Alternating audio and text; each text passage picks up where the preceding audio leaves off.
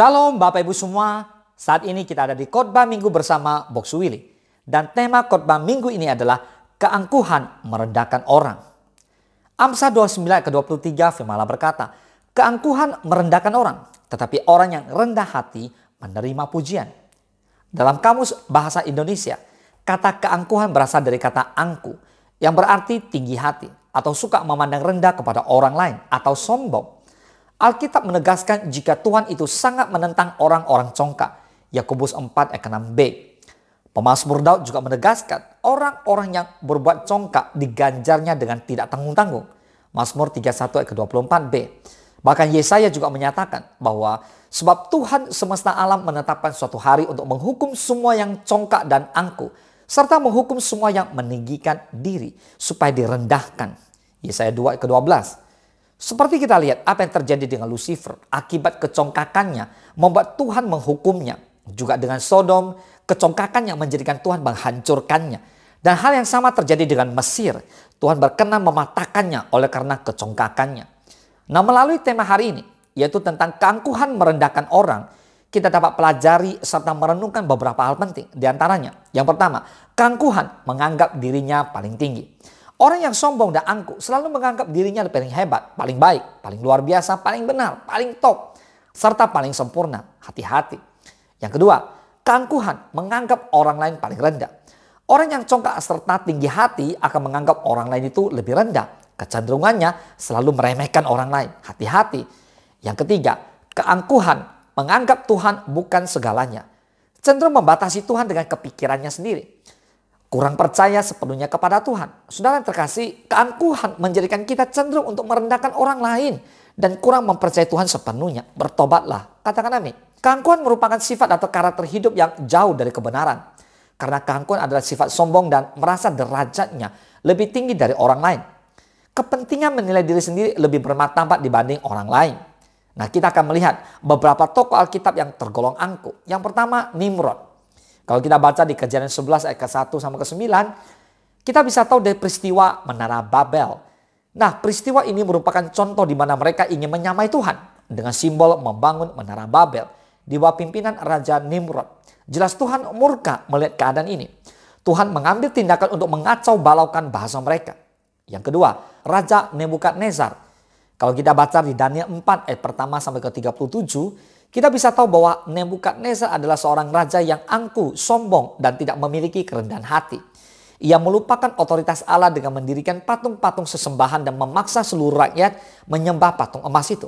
Akibat keangkuhannya itu, Tuhan murka dan Tuhan bertindak dengan menggantikan pikiran Raja Nebukadnezar dengan pikiran binatang.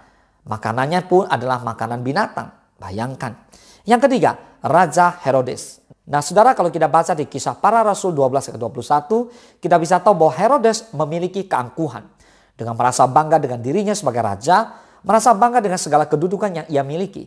Ia mengenakan pakaian kerajaan, duduk di atas tahta sambil menyerukan pidatonya sehingga rakyatnya memuji-muji dia dan mengklaim bahwa suara Herodes adalah suara Allah, bukan suara manusia. Akibatnya, ia ditampar malaikat Tuhan karena ia tidak menghormati Allah. Kematiannya pun mengerikan karena ia mati dimakan oleh cacing-cacing tanah. Nah, saudara, belajar dari ketiga tokoh ini, mari kita harus menjauhi sifat angkuh. Sikap meremehkan orang lain, sikap meninggikan diri sendiri. Tetapi kenakanlah kerendahan hati. Karena itulah yang Tuhan mau dalam hidup saudara dan saya. Amin.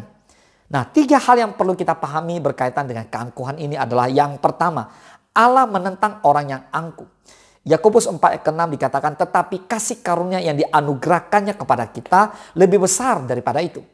Karena itu katakan Allah menentang orang yang congkak tetapi mengasihani orang yang rendah hati. Nah, saudara, keangkuhan, kecongkakan adalah bagian dari kesombongan diri yang perlu dilawan. Karena hal-hal itu tidak disukai Allah. Bahkan Allah sendiri menentang keangkuhan dan kecongkakan. Sebaliknya, mari milikilah kerendahan hati.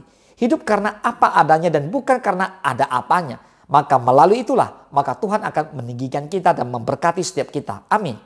Yang kedua, keangkuhan adalah seorang pencemooh. Amsal 11 ayat kedua dikatakan, jikalau keangkuhan tiba, tiba juga cemooh. Tetapi hikmat ada pada orang yang rendah hati. Firman Tuhan dalam Amsal 11 ayat kedua jelas bahwa seorang yang angkuh disamakan dengan pencemooh, yaitu yang suka merendahkan orang lain. Bahkan dalam Amsal 18 ayat ke-12, Dikatakan tinggi hati mendahului kehancuran. Artinya kehidupan kita tidak akan kuat. Keluarga kita tidak akan kuat karena akibat sifat angkuh yang kita miliki itu. Bertobatlah. Yang ketiga, keangkuhan mendatangkan murka. 2 Tawarik 32 ayat 25 dikatakan, tetapi Hizkia tidak berterima kasih atas kebaikan yang ditunjukkan kepadanya karena ia menjadi angkuh sehingga ia dan Yehuda dan Yerusalem ditimpa murka. Saudara, pertolongan Tuhan terhadap Raja Hizkia jelas ketika permohonannya dijawab oleh Tuhan saat ia sakit. Suatu mujizat ajaib yang disediakan Tuhan sehingga ada kesembuhan. Awalnya Hizkia adalah seorang raja yang dekat dengan Tuhan, akrab dengan Tuhan, bahkan selalu berpaut kepada Tuhan. Bahkan firman Tuhan berkata tidak ada lagi yang seperti dia. Namun di tengah kehidupannya, Hizkia jatuh dalam dosa keangkuhan dan Tuhan pun murka. Saudara, mari hari ini kita belajar bahwa keangkuhan itu bukan satu perbuatan yang berkenan kepada Tuhan. Tuhan tidak suka dengan orang-orang yang angkuh. Mari saudara bertobatlah. Jauhkan sifat kita dari angkuh. Miliki kerendahan hati. Sesungguhnya apapun yang kita kerjakan, apapun yang kita miliki, berkat-berkat semua itu berasal dari Tuhan. Kita bukan siapa-siapa. Maka hati-hati, saudara harus tahu bahwa keangkuhan merendahkan orang lain, Tuhan tidak suka. Mari bertobatlah. Mari saudara, hidup kita harus sepenuhnya mengandalkan Tuhan. Saudara dikasih oleh Tuhan Yesus, buanglah sikap angkuh dan kenakanlah sikap rendah hati. Jangan merasa diri kita sudah berada di atas langit. Padahal kaki masih menyentuh tanah. Bertobatlah. Katakan amin. Mari kita bersatu dalam doa. Bapa di dalam surga, terima kasih, kami bersyukur buat berkat-Mu hari ini. Sungguh Tuhan, kami mau belajar tentang kerendahan hati. Tolong Tuhan buat setiap kami yang mengikuti khotbah online ini untuk menjauhkan kami dari sifat keangkuhan. Karena keangkuhan ini bukan satu sikap yang baik dan sungguh tidak berkenan kepada Allah. Padahal keangkuhan ini jelas membuat seseorang bisa merendahkan orang lain dan memang ini satu perbuatan yang Tuhan gak suka. Bapa, kami bertobat, kami mau terus hidup mengandalkan Tuhan, kami mau menyadari semua yang kami miliki, semua yang bisa kami lakukan, semua karena anugerah Tuhan semata-mata. Bahkan hidup ini adalah pemberian dari Tuhan semata-mata. Bapa, terima kasih, kami bersyukur buat berkat dan kebaikan Tuhan. Terima kasih Bapa, terpujilah nama Tuhan. Hanya di dalam nama Tuhan Yesus kami berdoa dan kami mengucap syukur. Haleluya. Mari sama-sama kita katakan amin. Selamat hari Minggu. Tuhan Yesus memberkati.